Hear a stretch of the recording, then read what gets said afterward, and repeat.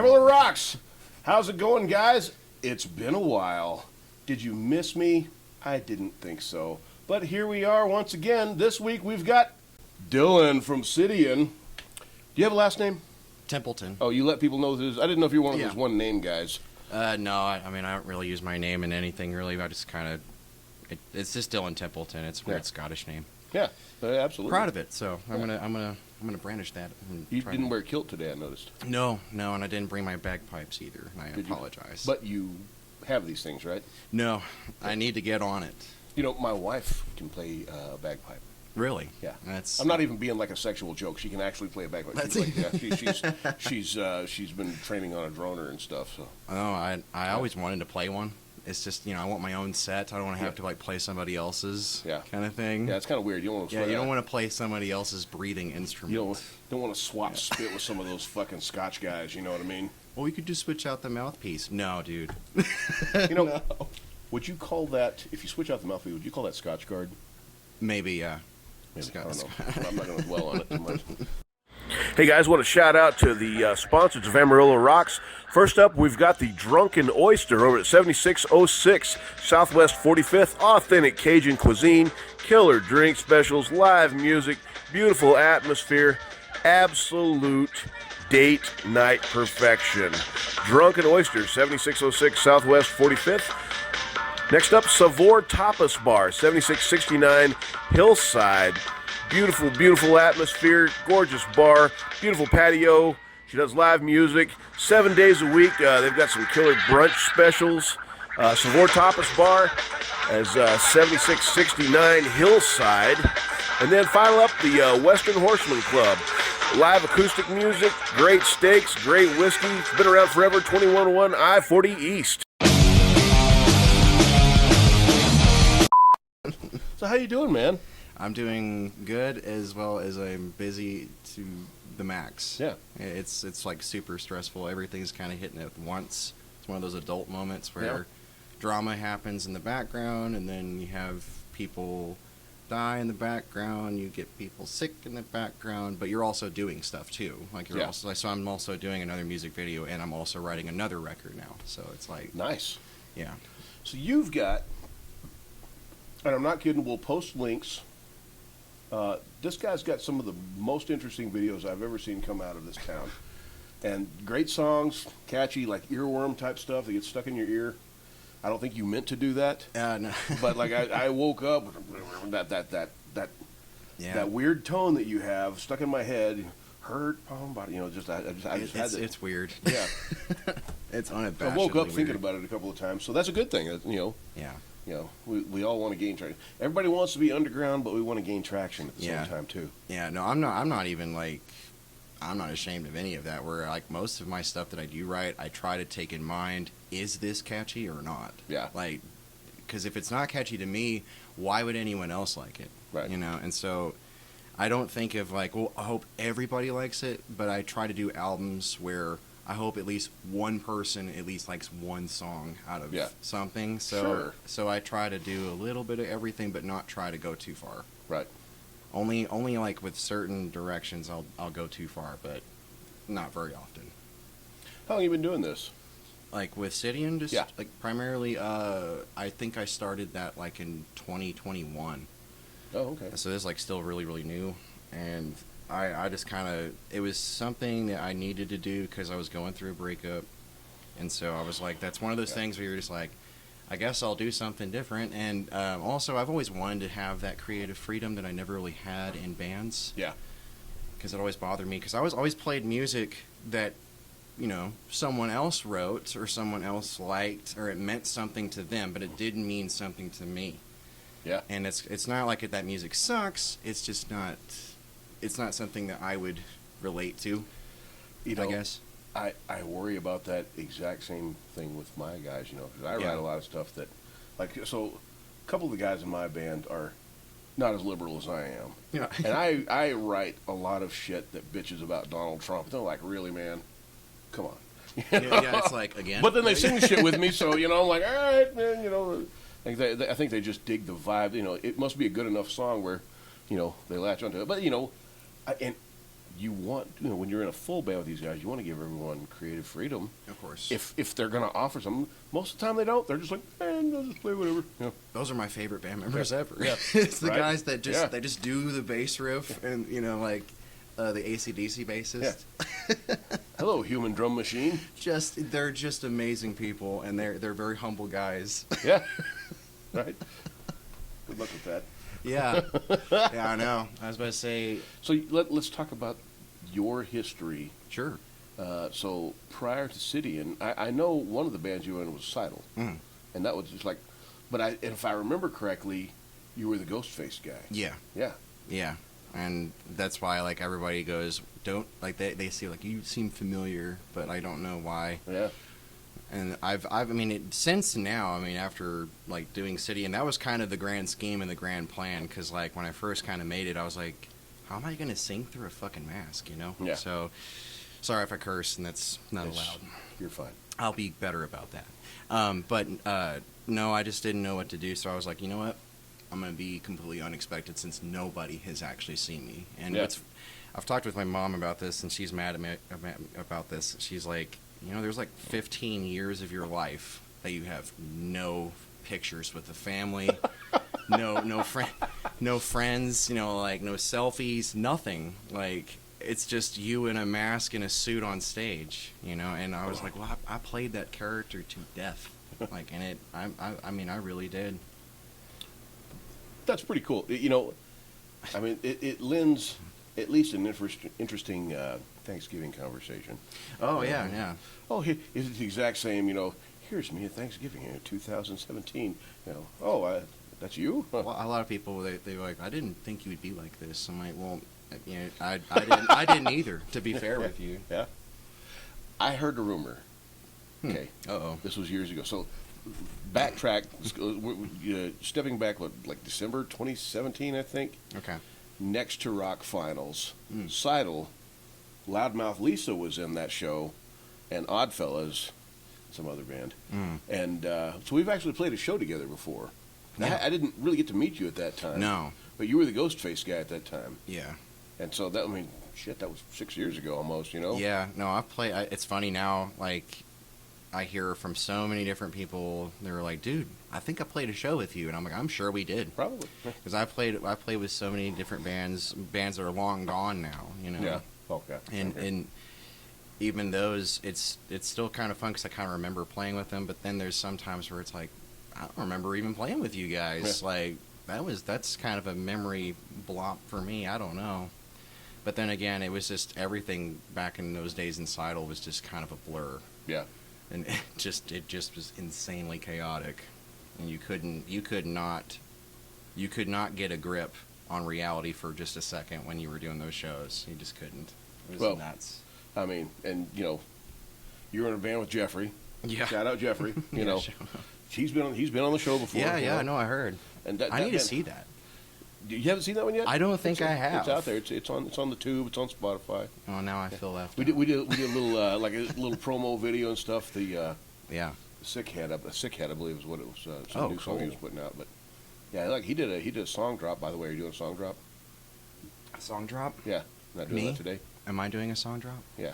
What's a song drop? How do you do that? That's something that that's something we talk about in advance that we didn't do. So. I was about to say, I was like, this is cool.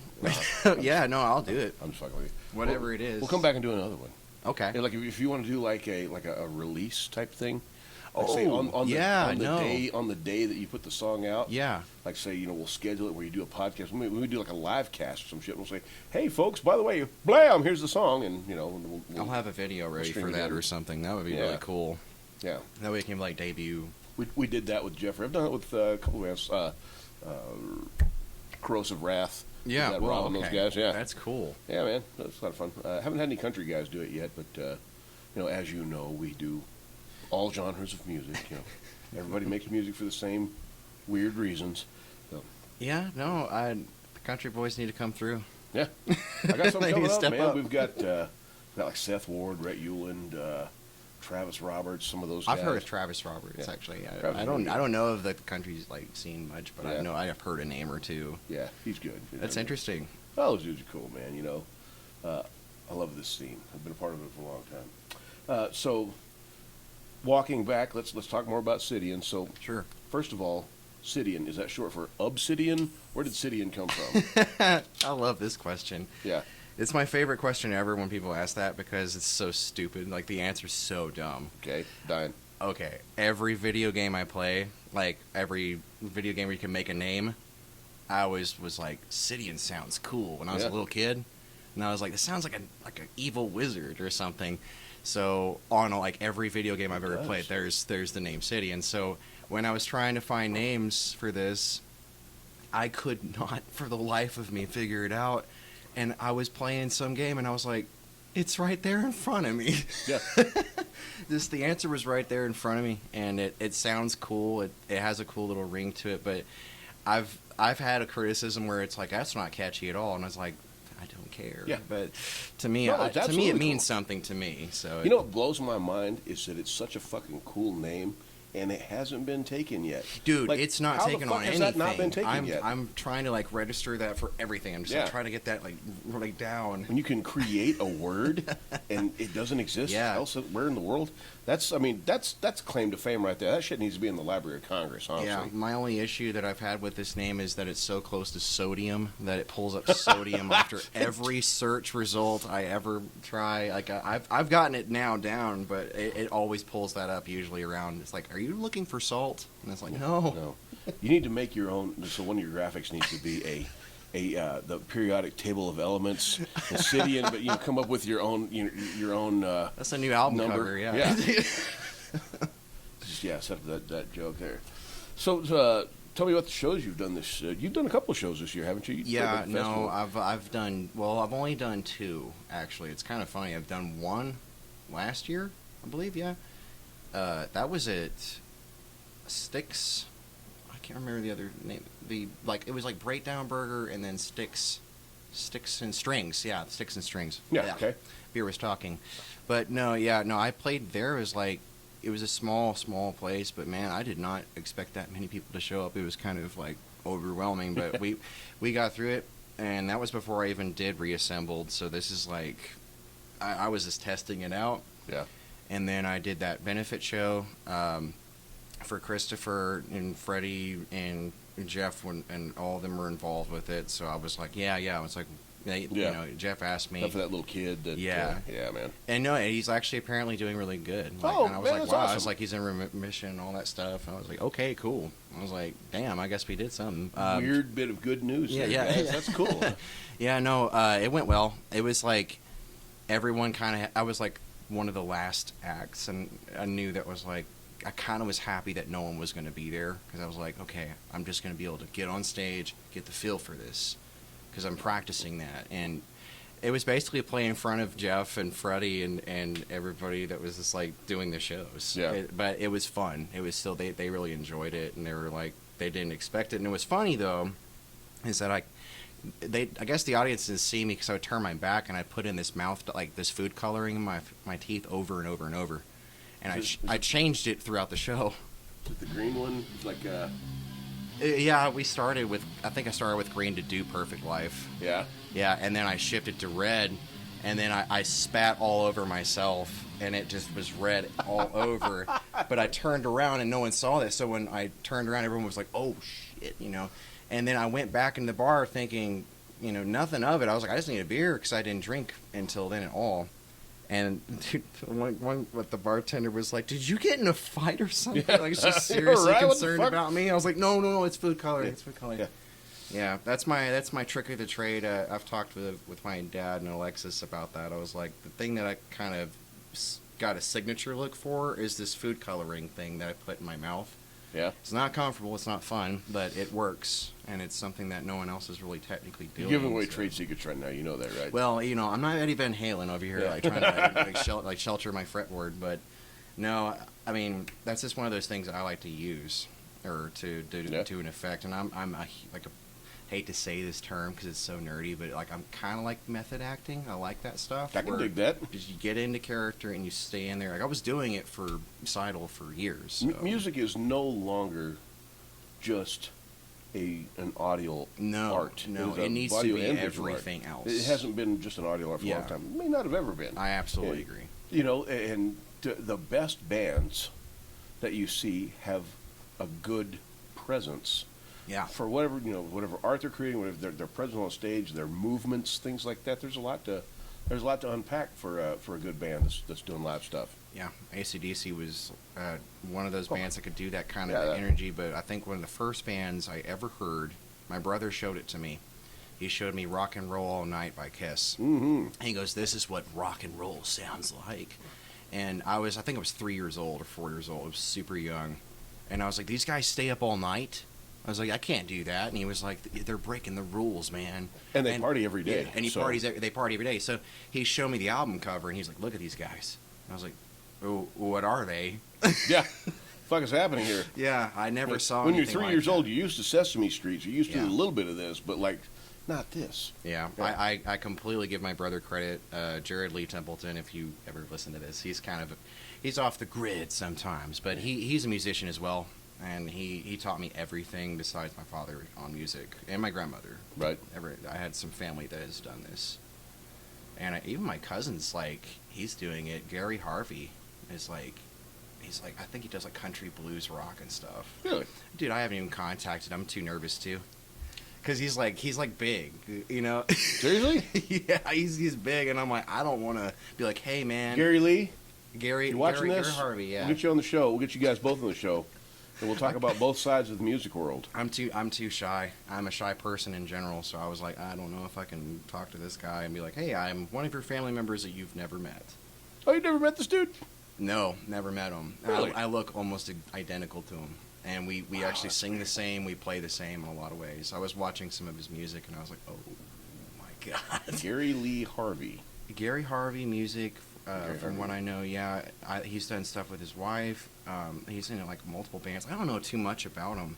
My mom has always been like, you look just like your cousin Gary, you know. And I just never met the guy. I found him on Facebook and I commented on his stuff, you know. But I haven't reached out yet. I'm about to. I'm working my way up there. That's pretty cool. Yeah. No. Hey, I'm your weird cousin that looks just like you. Yeah. And like here's my music, and it's that's kind of another reason why I was like, I don't know, man. You know what? Own it.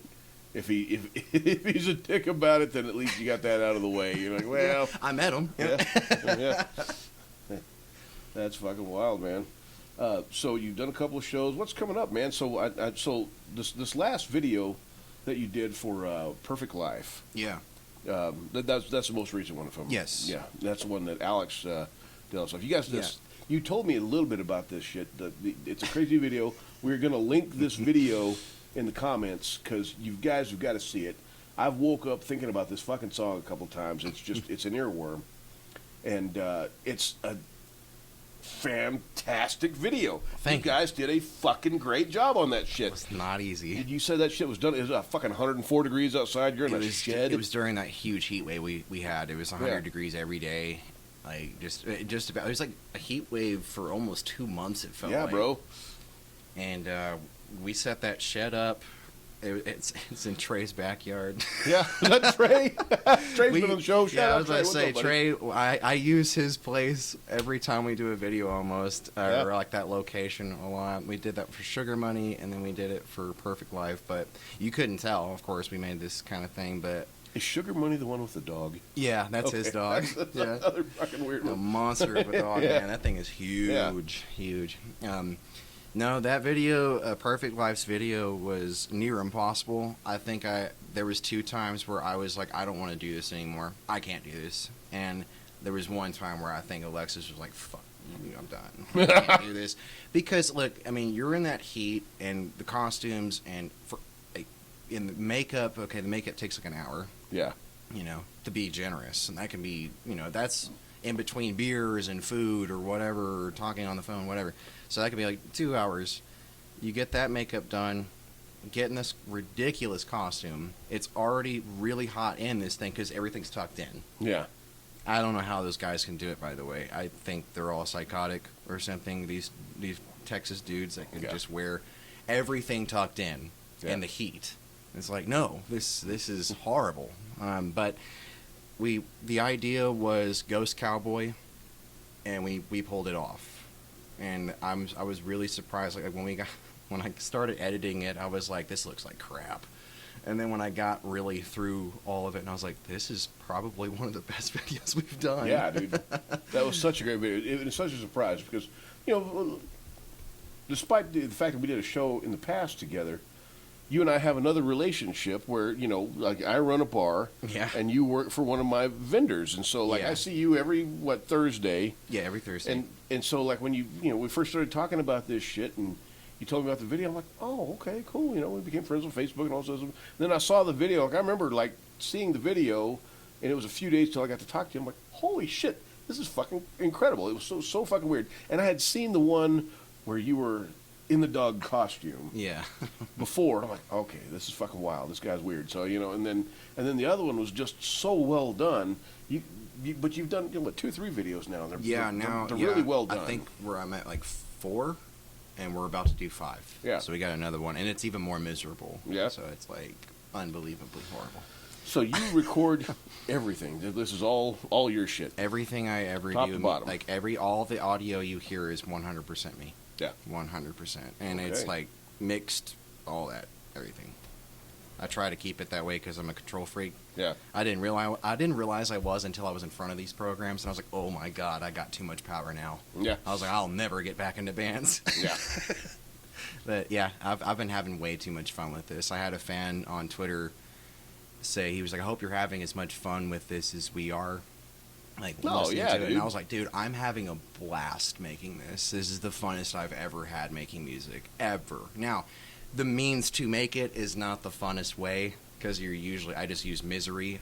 My dad has a very funny thing he says about the Eagles. Yeah. He says that they always wanted the singer to have a breakup.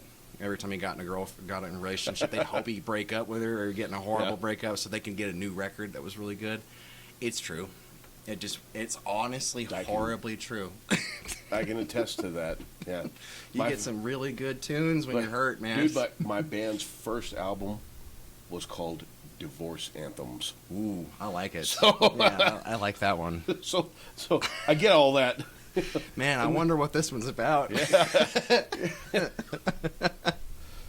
Subliminal messaging? Yeah. Yeah, just kind of throwing it out the window. Yeah, there's a single version. You know who hated it? My ex-wife. She super hated it. Yeah. Yeah, no. Like I said, this all kind of stemmed from being just hurt in the first place and not having really any kind of way to vent it in a healthy way instead of just, doing crazy amounts of horrible things that everyone else does. I actually turned it into something else, and now it's actually really growing. Like, I'm really, really proud of this. It's starting to finally take its own little legs, and I was like, holy crap, it's working. Doesn't that feel good? Yeah, no, I've never been happier with that kind of thing. I was like, man, this is really, and I've even made a little bit of money off of it. I was like, what? Isn't that fucking cool? Like, man. Yeah. And I straight up just kind of took a picture, and I went to post it on Twitter and stuff. I was like, I'm just going to put it right straight towards the program that I have, Ableton or whatever, and I'm revealing some more wizard tricks here, but just get more sounds. They have, like, more dystopian kind of these weird, like, these industrial sounds that I like to use. So, yeah, I was like, oh, yeah, I'm getting more stuff. You know what I got today? I got one of those APK minis, that little keyboard right there. Yeah. And a Kai, it was an MPK, MPK3. So, and you could, like, you plug it right into your whatever fucking software you're using, and you can reference a whole library of sounds and access it to. This is all new to me. This is too much control, man. It's crazy control. Too many options, man. I feel like Superman. Yeah. It's like I got too much power. I have to have responsibility. Like, I'm like, look at this shit. I gotta have some Spider-Man responsibility here. Drums and shit in here. Like, I spent a lot of time measuring these mics and all this other shit, and I'm like, bro, I can hit a fucking button and make that sound better than that. Yeah, no. You know? A friend of mine showed me what's it, amplitude, or what is it called? I think you may have heard of that one. I've heard of amplitude. Amplitude or something like that. Dude, I mean, there's too many options. For me, I need something simple where it's like, where's the volume, treble, bass, and, and that's kind of how I actually record a lot of my records. It's really lazy. Yeah. It's just whatever sounds good, just put it out. I don't care if it's overlapping this. I don't care about that. Just let me. If it sounds good to me, it should generally sound good to most people. Hopefully, there's so much obsession over tone. I can't do that. I can't either. I'm a tone freak, but once I got in the program stuff, I was like, okay, just get a tone, roll with it. Yeah. Because when I did any of my first demo tracks I ever did before Reassemble, dude, it took me 3-4 months to mix them. Yeah. And now I mix everything in like a month. I mix as I go, as I record. So now, because I hate mixing. Yeah, it sucks. Mixing. I'm definitely gonna fucking hire out on this next one. You know, like I'm just trying to catch some good stems. So we're tracking a couple of bands here, and then I'm gonna farm all that shit out to somebody else and say, here, make this not sound like crap. Thank you, dude. Tell me how much I get. Yeah, like honestly, that's kind of one thing that I wish I had with somebody that can just mix things. I mean, but I have to do it now. I'm way too stingy. But I'm like, okay, because I've had those times where someone would send a track, and it's like, dude, that is way too much bass. Or where is the bass? Where is the guitar? I hate that where you have to keep resending it. Just I can do it and fix it and make it sound balanced. But that shit's done in mastering, though. Mm-hmm. You send stuff off to get mastered, or do you master it yourself? I do everything. I don't even know what mastering means. So in some ways. Mastering is a different thing. So mastering kind of finds the picture genre out, and it finds the levels where you've kind of fit in. Maybe I should start learning about it. That sounds really nice. But there's a couple of AI programs that are like Lander is a really good, especially if you use a lot of electronic shit. Yeah. Lander is a really good one to do AI mastering. I'm gonna actually hire a guy to go through because we're more of a rock and roll band, and so that's hard to mix. Yeah, I always found that hard to mix. Any kind of rock stuff where it's not all electronical stuff. Yeah. There's a reason why I was like, industrial music sounds kind of nice because it's all there. And it's all zero gain input. I can just warp it up and make it my own. You don't have to run compression. You don't have to fuck with any of that stuff. Yeah, so that was kind of everything. I'm a huge fan of KMFDM. Oh, they just put out an industrial beat, but they put guitar behind it. Yeah, and that is something I'm actually recently into them. I can't say I grew up with those guys. I didn't. That's blowing my mind right now because these guys are new to you. Yes, I actually discovered them this year. I listened to KMFDM in high school. I'm so embarrassed about that. No, that's okay, dude. But I love them. But think about how fucking old that shit is, dude. Yeah. Like I got out of high school 30 years ago. Yeah, no, and they were around then. I heard songs from them, but I didn't know who they were. Yeah, like I didn't really get into it. I'm getting into industrial bands that I like. Sister Machine Gun. Yeah, dude. Like they're one of my favorites. You ever listen to Old Ministry? Oh yeah, my dad showed me Ministry records when I was a baby. Yeah, baby. That was the first. Like, I would hop in my dad's 93 Blazer, and we would put on a cassette tape, and it would have like Closer from Nine Inch Nails and Blind from Korn. And Rage Against the Machine and stuff like that.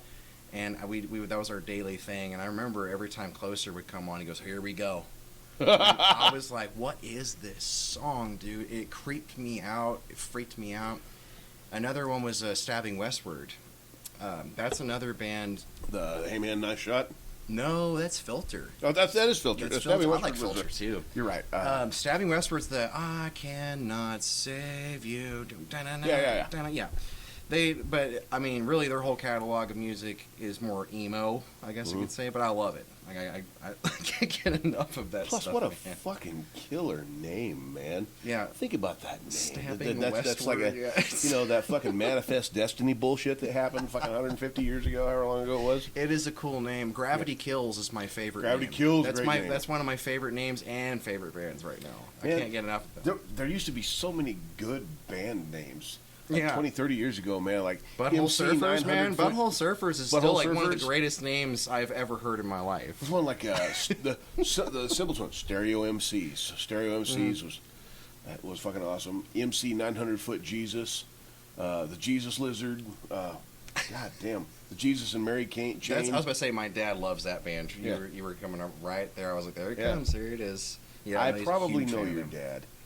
I was about to say my dad. He's like a music connoisseur. Yeah.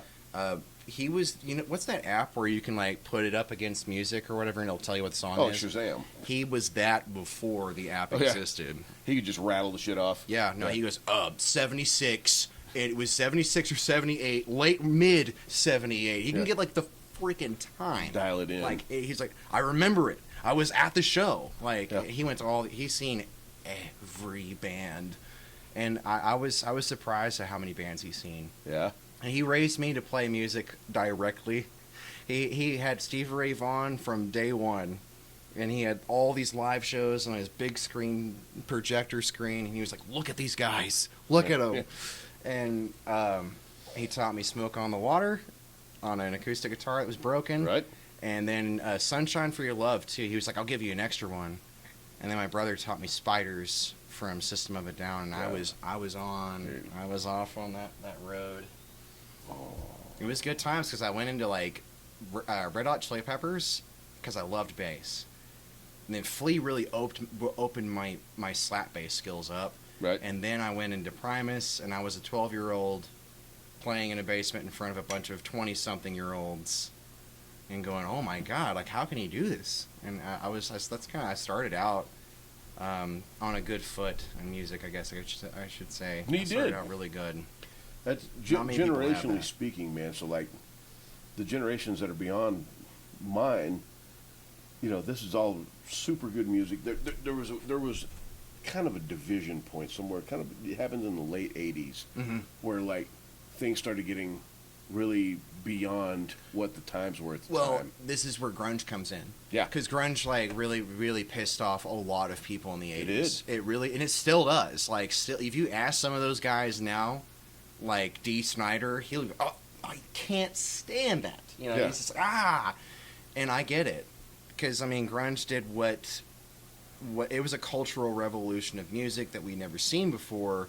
We don't see that often, but it's even people, like I said, still they still feel that strong, and it's because it was that significant. And I think that's what it was. I think it was this shift from elegance and making the prettiest show, craziest show, to who gives a crap, go on stage with a plaid t-shirt and ripped up jeans. But the soul of it though, it wasn't just about being perfection. There was a lot of soul involved with grunge, man. Yeah. And it was that whole time was a crazy time because I was there. I was playing shows at that time, dude. Yeah, like Mudhoney is a great band. I don't give a crap what Mother Love Bone, all that other shit, dude. All that stuff was fucking great. I love grunge. I love it. Dee Snider, speaking of Dee Snider, so he was the guy that spoke to Congress about the PMRC. He was the guy that fucking railed out against all of this stuff. It made parental advisory cool. Yeah. He really did, and I don't think he well, the thing is that he went out there and he decimated them. He had information that they didn't expect this guy to have. Right. And that was the stigma of the metal scene or music scene, rock scene, whatever you want to have it. But he did do something like really significant. He made the parental advisory thing cool. Because like when I put it on my last record I just put out, dude, I was like, there it is. There it is. I was like, I said the F word a couple of times. Yeah. So, no, and he stood up for music when a lot of musicians wouldn't. Right. But him and Frank Zappa, I think, did too. And there was a couple other guys that did at the time. But he stood out in front of freaking Congress, man. And it was like Al Gore, everybody was up there grilling this dude. That was Al Gore's wife, Tipper Gore. Tipper Gore was the one that did all that shit. And he insulted the crap out of her. He did, man. But in a classy way, man. No, he did. He turned it around on her. He was also I was 12 years old. Twisted Sister played here. Yeah. And Dee Snider was constantly grabbing his gear during the show. Got arrested during that show for lewd behavior. For that. For that? In Amarillo, Texas. Whoa. I remember, Amarillo has like a weird history of bands coming here, and there's a reason why they don't come here. I remember this. Yeah. One time my brother and my dad went to go see Collective Soul, which I love that band too. Oh, yeah. I was like, their riffs are amazing. But they went to go see them, and I guess somebody threw like a shoe or a beer bottle on stage something like that. And they got really pissed. I'm like, if you do it one more time, that's it. We're never coming back, and we're gonna tell every other band to never come here. So a shoe comes. Some fucking cunt throws a fucking shoe at him again. It is the worst. I don't know. You know, that's honestly typical of a lot of audiences. So I don't want to like call out Amarillo, but Amarillo has a really bad history with this for some reason. Yeah. I don't. And I remember hearing about it when I was a little lad, when I was a toddler. I was like, wow, that sucks. So now we can't have any good bands here. Yeah. We do have some bands that do take the risk now because times have changed. But yeah, back then, no. Have you been to 8 Seconds, Ocho Segundo, out there on the boulevard? That's where they're having like a lot of metal bands. Like, dude, they got like a Treyu and Memphis Mayfire and shit. What? They're playing out there. Yeah. Oh. I haven't been to this place yet. No. I think it used to be called Vientiane Nights years ago. Oh, Venetian Nights or whatever. Yeah. Like the Rec Room. Yeah, the Rec Room. Yeah, right. yeah. There's been like a lot of metal shows. Well, now they're doing metal shows there again, and they're bringing like well-known metal bands. Fucking Atreyu's coming here, man. I mean, that's really, really cool. I hope that continues because like too. I've seen Stone Sour. I was at this infamous show that a lot of people were at. Like everyone went to it. It was Papa Roach, Stone Sour, and some other band that I can't think of. It wasn't like a huge band. It was like a newcomer band, I believe. But it was Papa Roach and Stone Sour, and this was in 2013, I believe. And so I remember like that was one of the craziest shows I've ever seen. But my favorite show I ever seen was Nine Inch Nails and Soundgarden in Albuquerque, New Mexico. I saw it with Jeff. Yeah. And me and Jeff, we thought we were cool. Like we were like, dude, Seidel's hot shit. We're gonna get. But this is before this is before we even put out Hypnotized. This is before we did anything. Been a minute. Yeah. So we were just writing that song, and then we saw these bands like that, and I saw Trent Reznor, and I was like, I got to do something different, man. We're just not gonna be able to match that. Well, we got close. I would argue, but those bands are so, and this was like Chris Cornell right before his event, you know? And I got to see him pretty close. I was like, these guys are masters at what they do. So, it's funny enough, I haven't actually been to that many shows. A lot of local shows, sure, because I was playing them. But when it comes down to like, dude, have you seen like Korn? Have you seen? No, I haven't seen any of these bands. I've seen very little of any of it. I can't. Well, you can afford it, sure, but I'm really not an outdoorsy kind of person. Sometimes expensive now, man. Well, that too. Yeah. That's the other thing, man. Like at this point, I speaking from a musician standpoint, I know how important it is to go see shows, but I'm not your average consumer. I know everything that goes into this, and when these guys are charging $500 for fucking box seats, I'm not gonna pay $500 fucking dollars for a ticket to see a goddamn band. You know? No. And I don't even think old school bands even did that back in the day. And these are the same like, motherfuckers that bitch about paying $5 to see a local band. You know what I'm saying? Like I got box seats and we got catering and blah. I got an Uber and we got an Airbnb for the show. We're spending $2,000 on one night. I'm like, yeah, didn't you bitch about paying $5 to come into Leftwoods one night? We got to support the scene, guys. Yeah. Right? But everyone says that, but I get that not all everyone's going to do it because I could say everything I want, and I'm a piece of crap because I haven't been to a lot of shows. But the thing is, like, the scene is important, but the money thing where they go, it's $5-10, dude. Like, you can make that in less than an hour at most jobs. Yeah. Like, it's not that big of a deal, I don't think. And they usually have to ask somebody for money anyways. Yeah. Like, dude, can you spot me $10? And $10 is like the most I've seen charged. It's sometimes for local shows, maybe 15, maybe. We did Sweater Gods did a $10 cover one night, and we had a surprisingly fantastic turnout. Everybody made money. It was a great show. Yeah, and this is for the bars too. There's a weird mentality. So like, if you charge $5 for a show, you're not asking for much. Like people don't show up to that shit. You put $15 on there. Oh, I better go to this. That's actually really true. Yeah, I've seen that a couple of times where the money would be charged more, and then more people would come because they think this must be worthwhile. I'm not going to get a good show for $5. Well, fuck you. You are going to get a good show for $4. This reminds me of Radiohead when they put out a free record. Yeah, dude, I remember that shit. And then they couldn't get rid of the thing. They said, you can pay whatever you want for it, and nobody paid anything for it. And I was like, that is the most cruel thing ever seen. I bet those musicians are sitting there just going, man, music's dead now. Welcome to people, you know.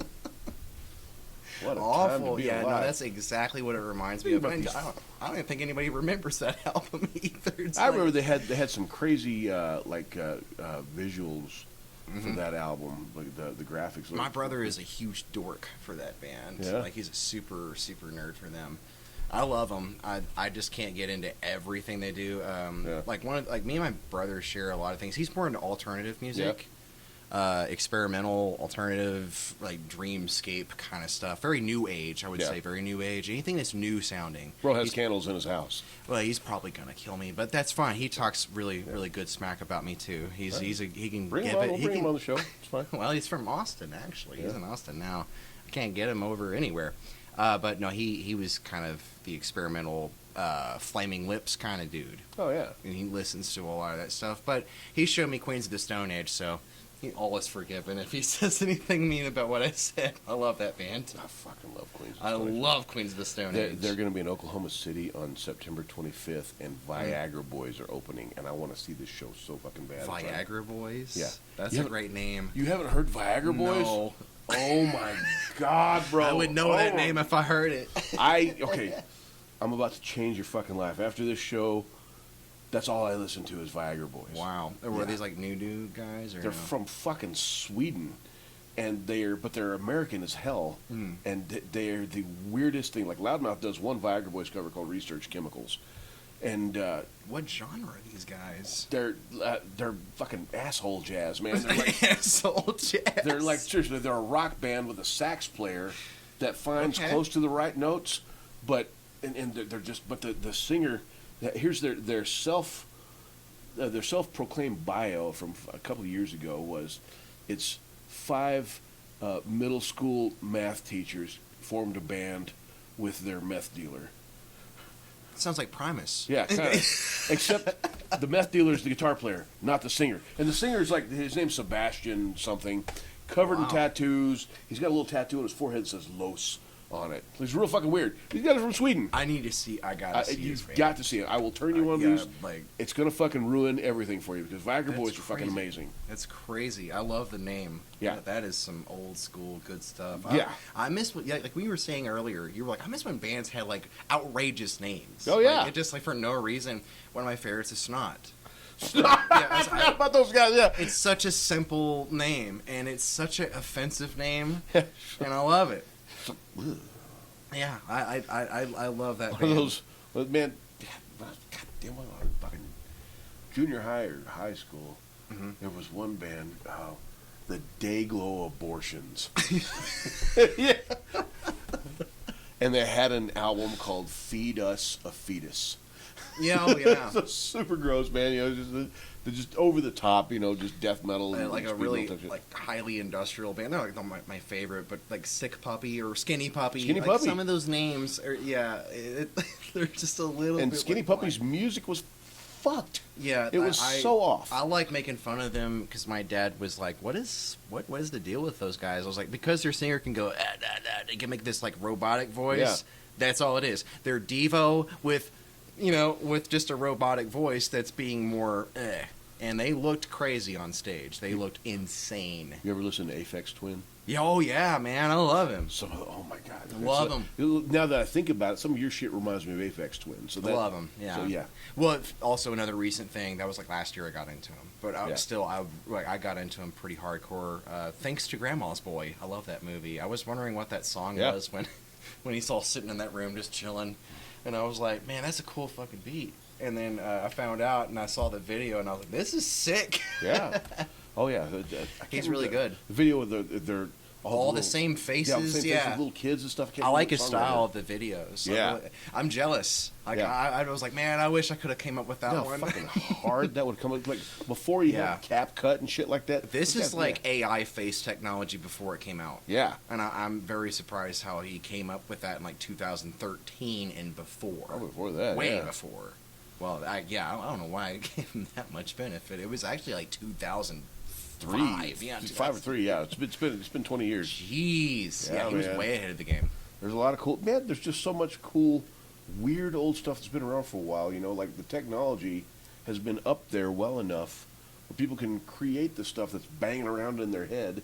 Yeah. You know, just now you can do it on your phone. You know, I mean. Yeah, no, it's crazy. We were talking about CapCut. Yeah. And I'm like, that's crazy because like I have to go home for my program. Like, okay, I got my footage now. Now I can edit it. Bro, I'm about to put out a video. In fact, I'm probably going to tag this video at the end of one of these podcasts.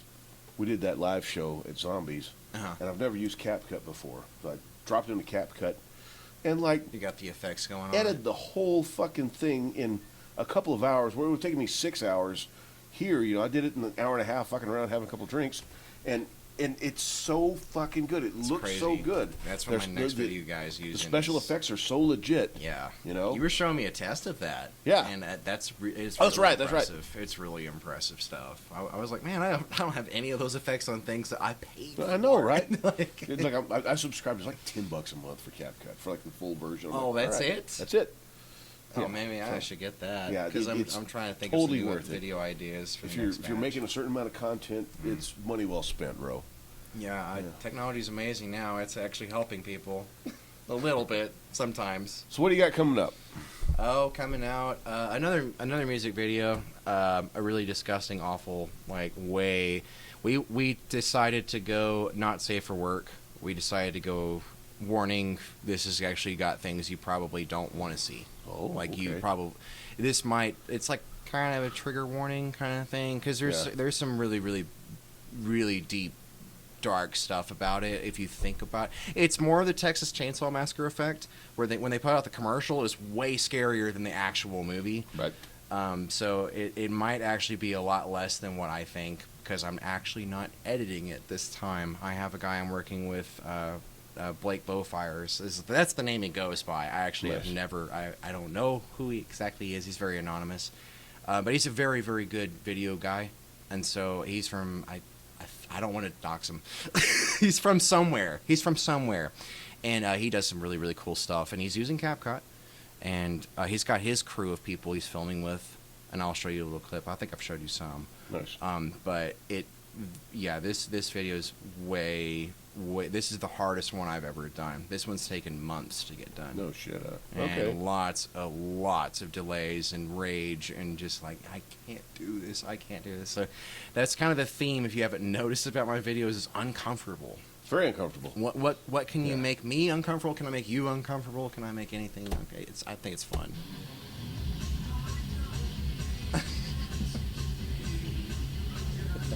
I wasn't comfortable in any of this. I gotta link that. I love the fucking vibe on this thing, man.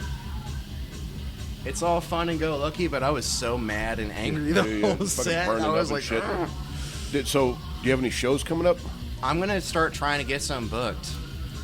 I need to talk to people. I think Atomic Yellow is a place I'm gonna try. Absolutely, man. Jarrett, shout out Jarrett, because awesome. I've been told to play there, or I've been recommended to play there. So. Yeah.